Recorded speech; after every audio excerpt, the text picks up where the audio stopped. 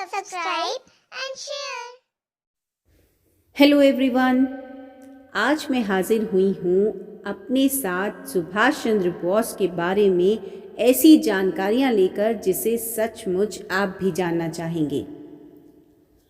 कई इतिहासकार और तथ्य यह साबित करते हैं कि सुभाष चंद्र असल मायनों में हीरो थे। सुभाष चंद्र बोस एक असली शेर थे।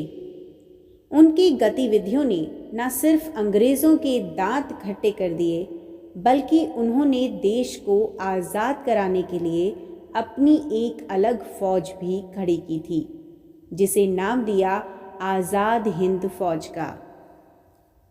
अंग्रेज़ों ने उन्हें देश से तो निकालने पर विवश कर दिया, लेकिन अपने देश की स्वतंत्रता के लिए उन्होंने विदेश में जाकर भी ऐसी सेना तैयार की जिसने आगे जाकर अंग्रेज़ों को दिन में ही तारे दिखाने का हौसला दिखाया। नेताजी सुभाष चंद्र बोस का मानना था कि भारत से अंग्रेज़ी हुकूमत को खत्म करने के लिए सशस्त्र विद्रोह ही एकमात्र रास्ता हो सकता है। अपनी विचारधारा पर वह जीवन पर्यंत चलते रहे और उन्होंने एक ऐसी फौज खड़ी की जो दुनिया में किसी भी सेना को टक्कर देने की हिम्मत रखती थी। सुभाष चंद्र बोस ने हमेशा पूर्ण स्वतंत्रता और इसके लिए क्रांतिकारी रास्ते ही सुझाए। उन्होंने ही तुम मुझे खून दो, मैं तुम्हें आज़ादी दूंगा और दिल्ली चलो जैसे नारों से भारतीय स्वतंत्रता संग्राम में नई जान फूंकी थी। सुभाष चंद्र ने सशस्त्र क्रांति द्वारा भारत को स्वतंत्र कराने के उद्देश्य से 21 अक्टूबर 1943 को आज़ाद हिंद सरकार की स्थापना की तथा आज़ाद हिंद फौज का गठन किया। इस संगठन के प्रतीक चिन्ह एक झंडे पर दहाड़ते हुए बाघ का चित्र बना होता था। कदम कदम बढ़ाए जा, खुशी के गीत गाए जा, इस संगठन का वह गीत था जिसे गुनगुनाकर संगठन के सेनानी जोश और उत्साह से भर उठते थे।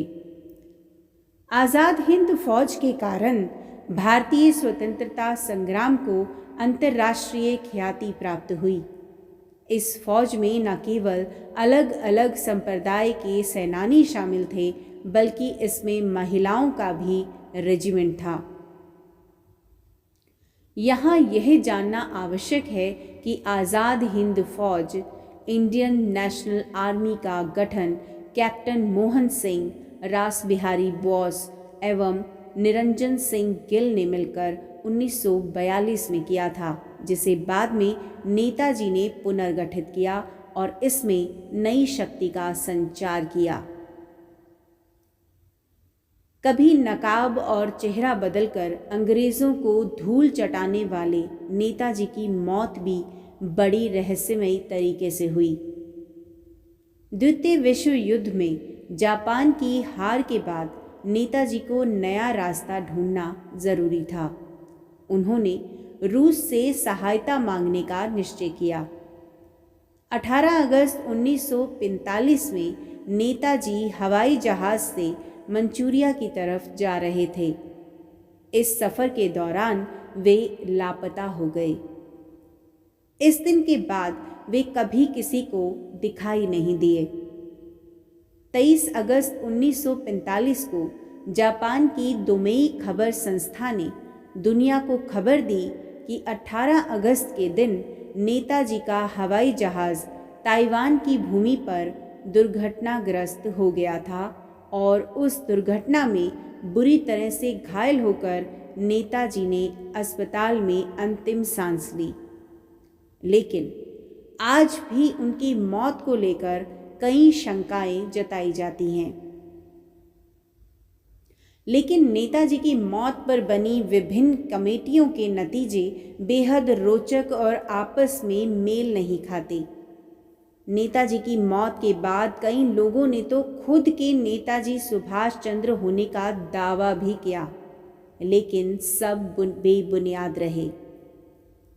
खुद ताइवान सरकार ने भी अपना रिकॉर्ड देखकर खुलासा किया था कि 18 अगस्त 1945 को ताइवान में कोई विमान हादसा हुआ ही नहीं था।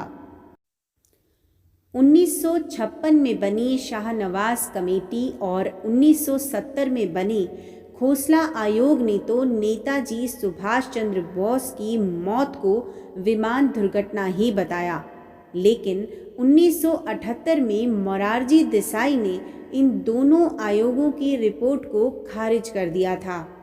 इसके बाद गठन हुआ मुखर्जी आयोग का, जिसने सच्चाई जानने की कोशिश की, लेकिन इस आयोग की रिपोर्ट को कांग्रेस ने मानने से इनकार कर दिया।